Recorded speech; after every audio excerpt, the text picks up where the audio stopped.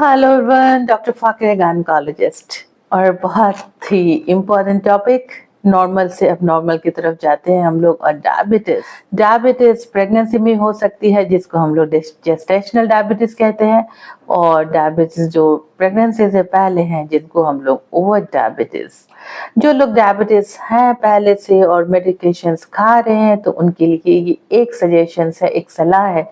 Please आपको जैसे pregnancy test positive होता है, जैसे आप पीरियड मिस करते हो, प्रेगनेंसी टेस्ट कीजिए, और अगर पॉजिटिव होता है तब डॉक्टर के पास आइए।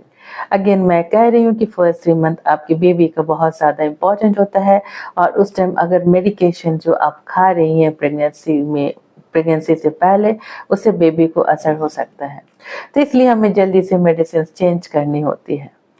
रही बात, बहुत सारे पेशेंट्स डरते हैं कि मैम अगर आप इंसुलिन इंजेक्शन देंगी तो लाइफ लॉन्ग लेना पड़ेगा।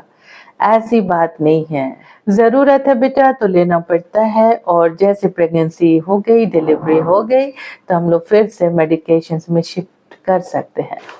लेकिन इंसुलिन काफी रिक्वायरमेंट हो जाती है कुछ कंडीशंस में। कुछ लोगों को मेटफॉर्मिन नाम की मेडिसिन है, उसी से शुगर कंट्रोल हो जाता है, और जिनका कंट्रोल नहीं होता है मेडिसिन से और उसके बाद डाइट से, उसके बाद वॉकिंग करने बोलते हैं, और उनकी डाइट थोड़ी अलग होती है।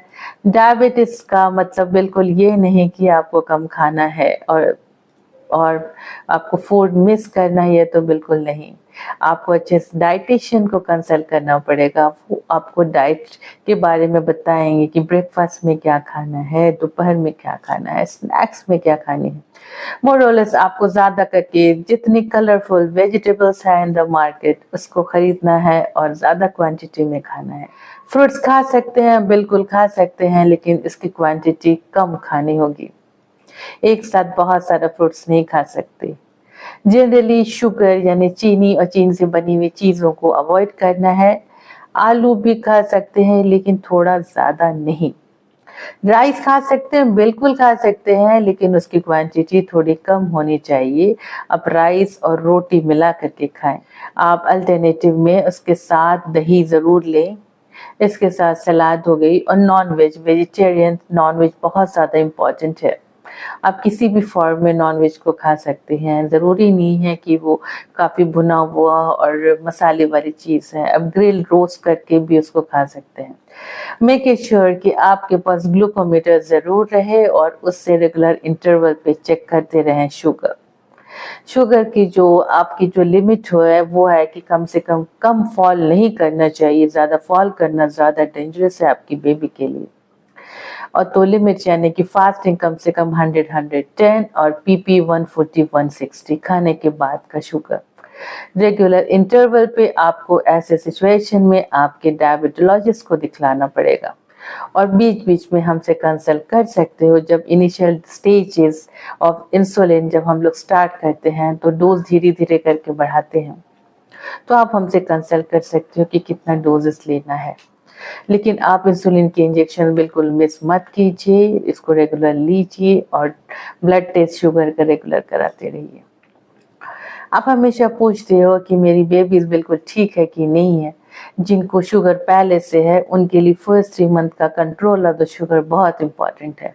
अगर फर्स्ट 3 मंथ आपने कंट्रोल नहीं किया, तो बेबी को नर्व की प्रॉब्लम, जिसको न्यूरल ट्यूब डिफेक्ट बोलते हैं, वो हो सकता है। हार्ट की बहुत सारी प्रॉब्लम्स बेबी को हो सकता है, और बहुत सारे अबनॉर्मैलिटीज बेबी को हो सकती हैं। इसलिए जो डायबिटीज पहले से है, उनके लिए जरूरी है कि फर्स्ट 3 मंथ का शुगर कंट्रोल बहुत इंपॉर्टेंट है। अब रही बात मेजर कैटेगरीज जिनकी शुगर 5 महीने के बाद या 7 महीने के बाद बढ़ती है, उनके लिए ज्यादा टेंशन लेने की बात नहीं है, लेकिन शुगर कंट्रोल करना जरूरी है। उन्हें भी मेडिसिन देते हैं और डाइट कंट्रोल, और अगर कंट्रोल नहीं होता है तब हम लोग इंसुलिन के इंजेक्शन देते हैं। इंसुलिन या इंजेक्शन लेने के टाइम में शुगर ना ज्यादा होना चाहिए, ना ज्यादा कम होनी चाहिए। डाइट कंट्रोल वैसे ही करना है, डाइटिशियन को कंसल्ट करनी है। बेबी ठीक है कि नहीं, यस डेफिनेटली। इसके लिए हम लोग 3 लेवल्स पे टेस्ट करे हैं। एक 3 महीने पे, that is anti scan and double marker. इसके बाद 5 मंथ्स में करते हैं कंजेनाइटल एनोमली स्कैन, जिसमें बेबी को कोई प्रॉब्लम है कि नहीं वो आसानी से पता चल जाता है।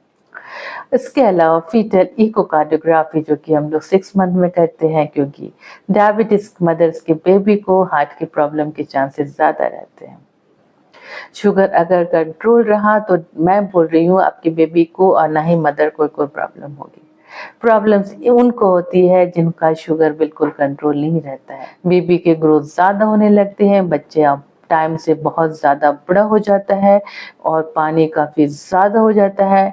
ऐसे बेबीज़ को कब सडनली इंट्रायूट्राइन डेथ यानी कि बच्चे पेट में डेथ भी हो सकता है। इस तरह के सिचुएशंस में क्लोज मॉनिटरिंग करके टाइमली बेबी को डिलीवरी कराना ज़रूरी होता है। इस तरह के बेबीज जो कि साइज से काफ़ी बड़े हो जाते हैं, उनके लिए हम लोगों को अच्छे निकू यानी कि न्यूनेटल केयर की ज़रूरत होती है और माँ के ट्रीटमेंट के लिए भी, माँ के डिलीवरी के लिए भी अच्छे सेटअप की ज़रूरत होती है। डिलीवरी के बाद भी हमको अच्छे से शुगर कंट्रोल करना पड़ता है और डाइट कंट्रोल की एडवाइसेस दे करके फिर माँ को छोड़ा जाता है।